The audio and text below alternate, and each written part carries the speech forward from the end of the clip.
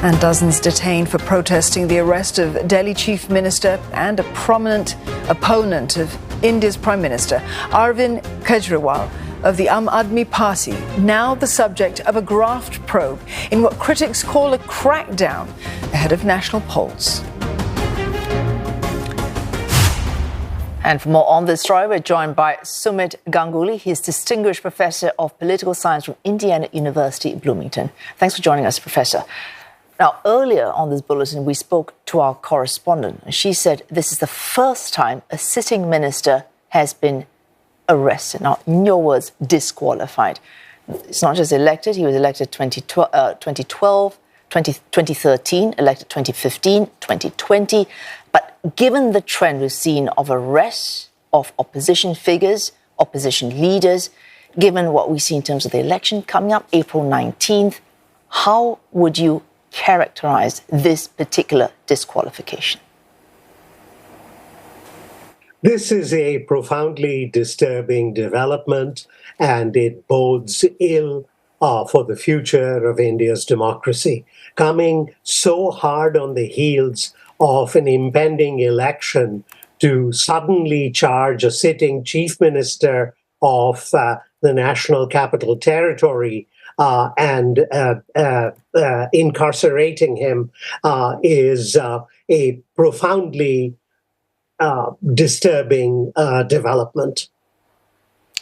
But given that Mr. Kejriwal, his deputy, was arrested last year, one of the lawmakers as well, Sanjay Singh, also arrested last year. We've seen other arrests earlier this month from other parts of India, political leaders in other parts, opposition political leaders in other parts of India. And of course, yesterday we had Congress come out to complain about a crippling of their campaign ahead of elections, given the freezing of their funds.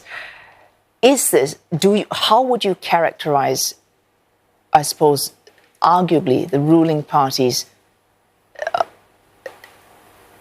approach to opposition in India?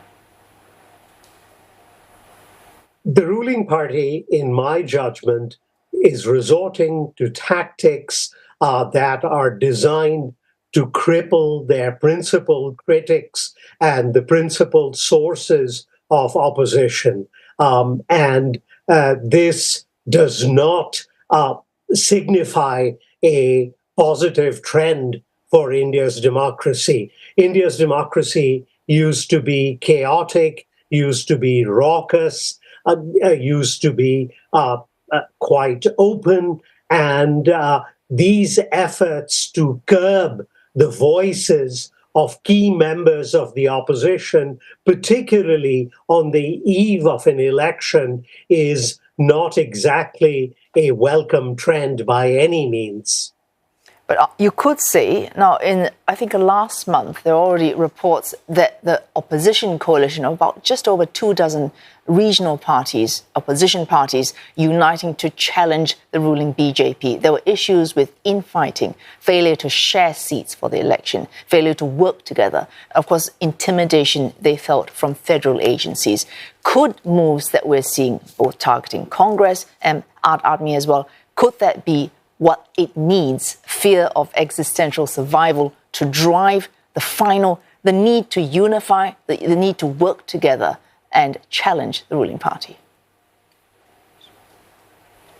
One certainly hopes so, because as an eminent American revolutionary leader, Patrick Henry, once said, "Gentlemen, we have to hang together or we will hang separately." And they need to set aside their parochial concerns. They need to set aside their differences, and they need to focus wholeheartedly on the upcoming elections. Subsequent to the elections, they can then debate about policies, about particular preferences and choices. But at the moment, they need to unify and find a way to offer a concerted opposition to the BJP, simply to ensure that Indian democracy continues to thrive. All right, this is the final question here, Professor Ganguly. If 8 of 11 of Congress's accounts are frozen and its campaign effectively halted, can you, even if they want to unify, and Mr. Kejriwal may be out for the count, given that he may not get bail in time to challenge these elections, is the opposition, do you see it having the resources, the time to reform itself, to fight come April 19th, or the campaign ahead of that, effectively? Final question. It's going to significantly undermine their ability to campaign because Indian campaigns have become prohibitively expensive.